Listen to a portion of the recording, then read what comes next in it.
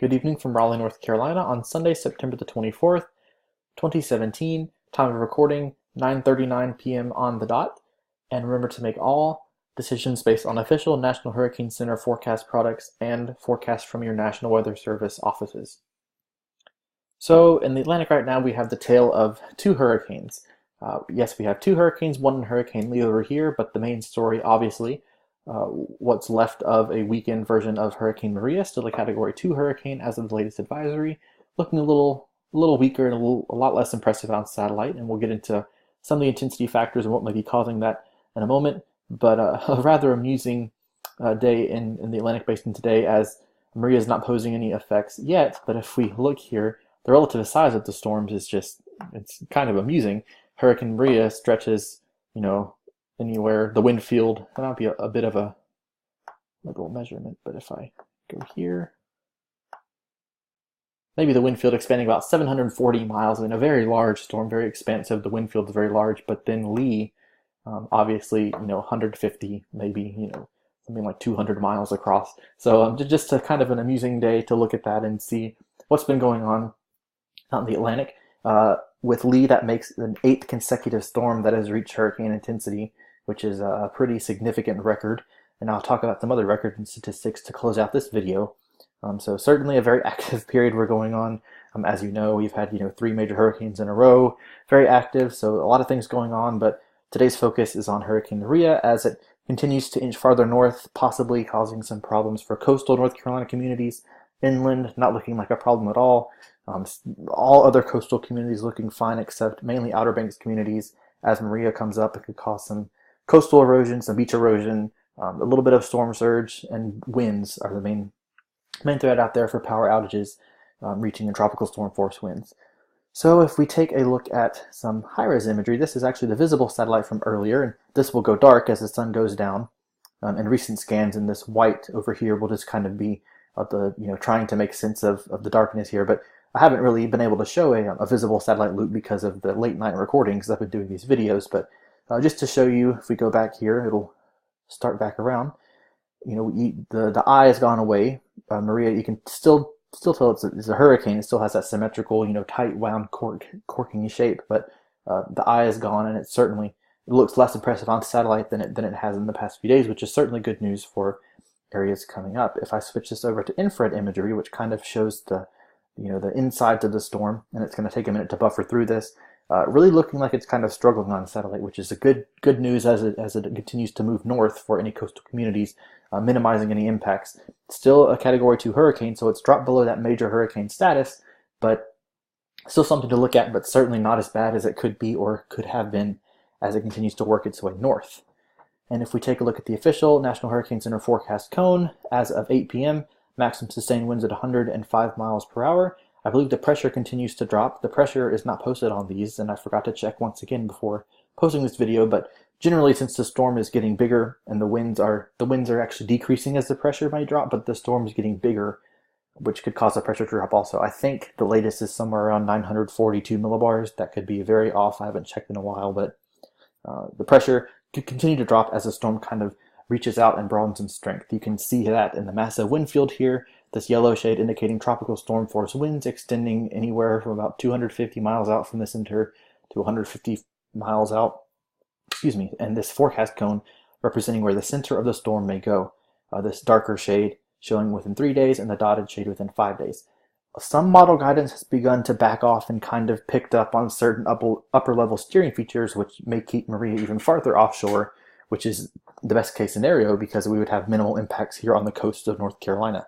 Once again, to reiterate, in the North Carolina, I don't think we'll see any rain or anything west of the I-95 corridor. I think it's all going to be limited to the coastal plain for the strongest gusty winds, which may cause some sporadic power outages, but the main impact from Maria should be felt along the Outer Banks and coastal parts of North Carolina. With that being said, with it moving north at 9 miles per hour, those winds could arrive late tomorrow night into Tuesday morning, and power outages are certainly possible if the wind hits in the right place and could cause a myriad of things, whether it be a tree falling on a power pole or these storms have a tendency to kind of just come on all at once, and it could cause some havoc there. So be prepared for, I'll pull up a chart next of Actually, I'll just lead right into that. So these are the tropical storm force wind speed probabilities. This does not have the estimated time of arrival overlaid on it, but you can see the main concentration here. Hatteras and Buxton down here now within that 70% or greater forecast probability of tropical storm force sustained winds, 39 miles per hour or greater. And then parts of coastal North Carolina up here in the Albemarle and Pamlico Sound.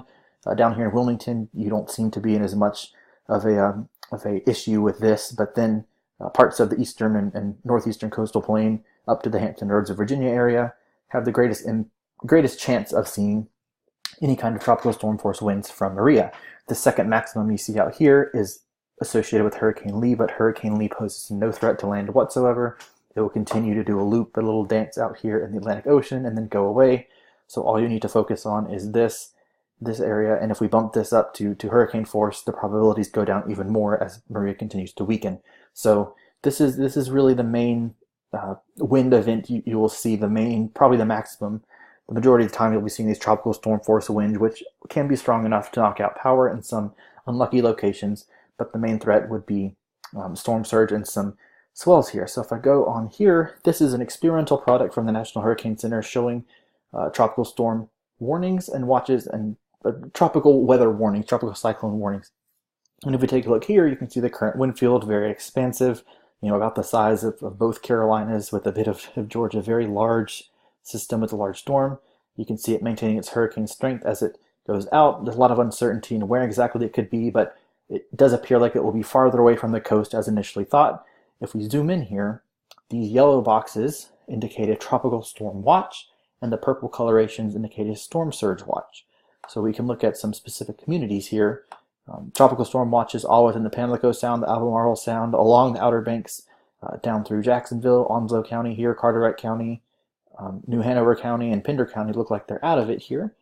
But anywhere from Onslow County all the way up to the Virginia border are under a tropical storm watch, which means that tropical storm conditions, winds greater than 39 miles per hour, and some heavy rainfall are possible within 48 hours as Maria continues to move northward. This purple represents a storm surge watch, and the storm surge threat is certainly non-zero, but it is diminishing as the forecasts continue to keep Maria farther off coast. So we're going to hope that Maria continues to go farther away from the coast and turns sooner. If it's a weaker storm, it's a little more difficult to turn. It kind of just grows, but we'll see what happens. But it's appearing now that the storm surge threat should be much more diminished and much lower than what originally thought. Still need to watch out for extremely high waves, very large swells, and extremely dangerous rip currents. Not a good time to be in the water at all. Anytime there's a hurricane within 500 miles of the coast, it's a very unwise thing to do to be at the beach and to be in the water with these dangerous rip currents. These storms are literally pushing around water and creating very dangerous conditions. So something, if you're not a strong swimmer, even if you are a strong swimmer, it's very, very unwise to be at the beach and playing in the water, especially below if your body's in deep enough to a level you're uncomfortable swimming.